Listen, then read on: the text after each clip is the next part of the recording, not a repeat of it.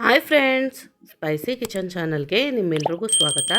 ನೋಡಿ, ಈ ಥರ ಹಾಲಿನ ಕೆನೆಯಿಂದ ಬೆಣ್ಣೆ ತೆಗೆಯೋದನ್ನು ನೋಡೋಣ.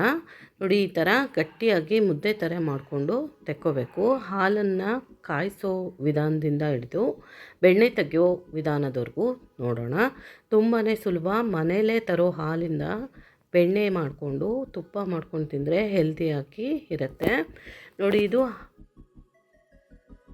ಹಸುವಿನ ಹಾಲು 1 ಲೀಟ್ರಷ್ಟಿದೆ. ಡೈಲಿ 1 ಲೀಟರ್ ಹಾಲಲ್ಲಿ ಕೆನೆ ತೆಗೆಯೋ ವಿಧಾನ ನೋಡೋಣ. ಈ ಹಾಲನ್ನು ಒಂದು ಬಟ್ಲಿಗೆ ಹಾಕ್ಕೊಂಡು ಕಾಯಿಸ್ಕೊಳ್ಳೋಣ. ಹಳ್ಳಿ ಹಾಲಲ್ಲಿ ಕೆನೆ ಚೆನ್ನಾಗಿ ಬರುತ್ತೆ.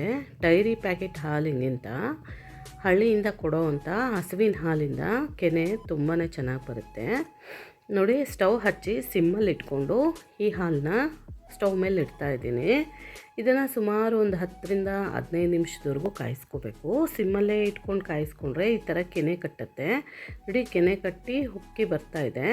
ಈ ಟೈಮಲ್ಲಿ ಆಫ್ ಮಾಡಿಕೊಂಡು ಪ್ಲೇಟ್ ಮುಚ್ಚಬಾರ್ದು. ಇದಕ್ಕೆ ಚೆನ್ನಾಗಿ ಹಾರೋಕ್ಕೆ ಹೀಗೆ ಬಿಡಬೇಕು.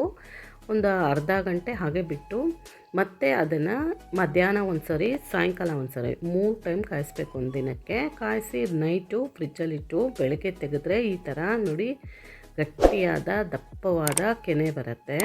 ನೋಡಿ, ಕೈಯಿಂದನೇ ಆರಾಮಾಗಿ ತೆಕ್ಕೋಬೋದು. ಫ್ರಿಜ್ಜಲ್ಲಿ ಇಡಬೇಕು. ರಾತ್ರಿ ಒಂದು ದಿನಕ್ಕೆ ಹಾಲನ್ನ 3 ಸಲ ಕಾಯಿಸಿ ಫ್ರಿಜ್ಜಲ್ಲಿಟ್ಟರೆ ಈ ಥರ ದಪ್ಪವಾದ ಕೆನೆ ಬರುತ್ತೆ. ತೆಕ್ಕೊಂಡು ಇದನ್ನು ಶೇಖರಣೆ ಮಾಡಿಟ್ಕೋಬೇಕು. ಇನ್ನೂ ಸೈಡ್ಸಲ್ಲೆಲ್ಲ ಮಿಕ್ಕಿರೋ ಅಂಥ ಕೆನೆನ ಈ ಥರ ಫಿಲ್ಟರು ಮಾಡ್ಕೋಬೋದು. ಫಿಲ್ಟರ್ ಮಾಡಿಕೊಂಡು ತೆಕ್ಕೋಬೋದು ಹಾಲಿನ ಕೆನೆನ ನೀಟಾಗಿ. ನೋಡಿ, ಫಿಲ್ಟ್ರ್ ಮಾಡಿಕೊಂಡು ಈ ಥರ ಒಂದು 10 ದಿನಗಳ ಕಾಲ ಸ್ಟೋರ್ ಮಾಡಿ ಇಟ್ಟಿದ್ದು ನಾನು ಈ ಬಾಕ್ಸಲ್ಲಿ ಕೆನೆನ ನೋಡಿ ಇಷ್ಟು ಆಗಿದೆ. 10 ಡೇಸ್ಗೆ ಆ ಕೆನೆಗೆ ಇದನ್ನು ಹಾಕ್ತಾಯಿದ್ದೀನಿ. ಫ್ರೀಝರಿಂದ ತೆಗೆದು ಇದು ಒಂದು 4-5 ಗಂಟೆ ಆಗಿದೆ. ಹೊರಗಡೆ ಇಟ್ಟಿದ್ದೆ ಫ್ರೀಝರಿಂದ ತೆಗೆದು. ಈ ಥರ ನೋಡಿ ಗಟ್ಟಿ ಕೆನೆ ಇದು. ಇದನ್ನು ಒಂದು ಬಟ್ಲಿಗೆ ಶಿಫ್ಟ್ ಮಾಡ್ಕೊಳ್ಳೋಣ. ಇದನ್ನು 10 ದಿನಗಳ ಕಾಲ ಸ್ಟೋರ್ ಮಾಡಿಟ್ಟಂಥ ಕೆನೆ. ಇದಕ್ಕೆ ಒಂದು 4ರಿಂದ 5 ಸ್ಪೂನಷ್ಟು ಮೊಸರು ಹಾಕೋಣ. ಮೊಸರು ಹಾಕಿ ಹಾಲನ್ನು ಹೆಪ್ಪಾಕಿ ಮೊಸರು ಮಾಡ್ತಾರಲ್ಲ ಆ ಥರ ಇದನ್ನು ಹಾಲಿನ ಕೆನೆನ ಹೆಪ್ಪು ಹಾಕಬೇಕು. ಈ ಥರ ಹೆಪ್ಪು ಹಾಕೋದ್ರಿಂದ ಬೆಣ್ಣೆ ಒಳ್ಳೆ ಫ್ಲೇವರ್ ಬರುತ್ತೆ, ಟೇಸ್ಟಿಯಾಗೂ ಇರುತ್ತೆ. ಬರೀ ಹಾಲಿನ ಕೆನೆಲೆ ಮಾಡಿದ್ರೆ ಅಷ್ಟು ಟೇಸ್ಟ್ ಬರೋದಿಲ್ಲ. ಹೆಪ್ಪು ಹಾಕಿ ಮೊಸರು ಥರ ಮಾಡಿಕೊಂಡು ಅದನ್ನು ಕಡಿಯೋದ್ರಿಂದ ಬೆಣ್ಣೆ ತುಂಬಾ ಟೇಸ್ಟಿಯಾಗಿ ಬರುತ್ತೆ. ಇದನ್ನು ಮುಚ್ಚಿಬಿಟ್ಟು ಓವರ್ನೈಟ್ ಹಾಗೆ ಬಿಟ್ಟಿದ್ದೆ ನಾನು. ಇದು ನೋಡಿ ಬೆಳಗ್ಗೆ ಆಗಿದೆ. ಈಗ ಚೆನ್ನಾಗಿ ಹೆಪ್ಕೊಂಡು ಮೊಸರು ಆಗಿದೆ ಇದು ಹಾಲಿನ ಕೆನೆ. ಮೊಸರು ಆದಮೇಲೆ ಇದನ್ನು ಒಂದು ಜಾರಿಗೆ ಹಾಕ್ಕೊಳ್ಳೋಣ. ಮಿಕ್ಸರ್ ಜಾರಿನಲ್ಲಿ ಬೇಗನೆ ಆಗುತ್ತೆ, ಈಸಿಯಾಗಿ ಆಗುತ್ತೆ. ಹಾಕ್ಕೊಂಡು ನೋಡಿ, ಇದಕ್ಕೆ ನೀರು ಹಾಕಬಾರ್ದು. ಒಂದು 8ರಿಂದ 10 ಐಸ್ ಕ್ಯೂಬ್ಸ್ ಹಾಕ್ತಾಯಿದ್ದೀನಿ ನಾನು. ಐಸ್ ಕ್ಯೂಬ್ ಹಾಕಿ ಇದನ್ನು ಮಿಕ್ಸಿಲಿ ರನ್ ಮಾಡ್ಕೊಳ್ಳೋಣ. ಒಂದೇ ಸಮ ರನ್ ಮಾಡಬಾರ್ದು. ಇದು ಆಫ್ ಆ್ಯಂಡ್ ಆನ್ ಮಾಡ್ಕೋಬೇಕು. ಒಂದು 5-6 ಸೆಕೆಂಡು ಮಾಡಿಕೊಂಡೆ ನಾನು. ಈಗ ನೋಡಿ ಬೆಣ್ಣೆ ಬರ್ತಾಯಿದೆ. ನೋಡಿ, ಬೆಣ್ಣೆ ಕಟ್ಟಕ್ಕೆ ಬರ್ತಾಯಿದೆ. ಉಂಡೆ ಥರ ಬಂದರೆ ಇದು ಬೆಣ್ಣೆ ಹಾಕಿದೆ ಅಂತ. ಬೆಣ್ಣೆ ಬಂದಿದೆ ಇದು. ಇದನ್ನು ನೀಟಾಗಿ ತೊಳ್ಕೊಳೋಣ.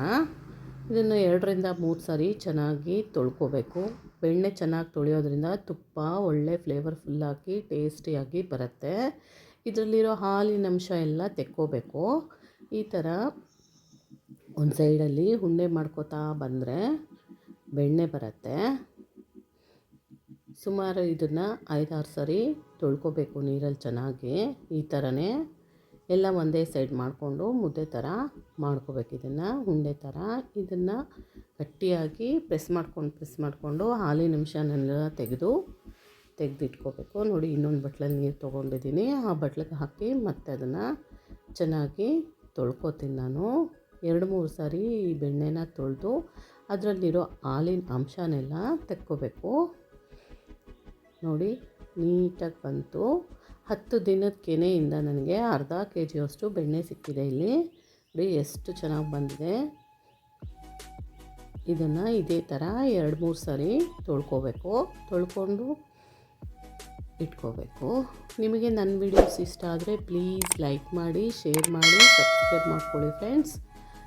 ನೋಡಿ, ಈ ಥರ ಮುದ್ದೆ ಥರ ಮಾಡಿಕೊಂಡು ತೆಗೆದಿಟ್ಕೊಂಡು ನೆಕ್ಸ್ಟ್ ವೀಡಿಯೋದಲ್ಲಿ ನಾನು ಇದರಿಂದ ತುಪ್ಪ ಕಾಯಿಸೋದನ್ನ ತೋರಿಸ್ತೀನಿ. ಇದು ಲಾಂಗ್ ವಿಡಿಯೋ ಆಗುತ್ತೆ ಅಂತ ಬೆಣ್ಣೆ ತೆಗೆಯೋದನ್ನು ಮಾತ್ರ ತೋರಿಸಿದ್ದೀನಿ.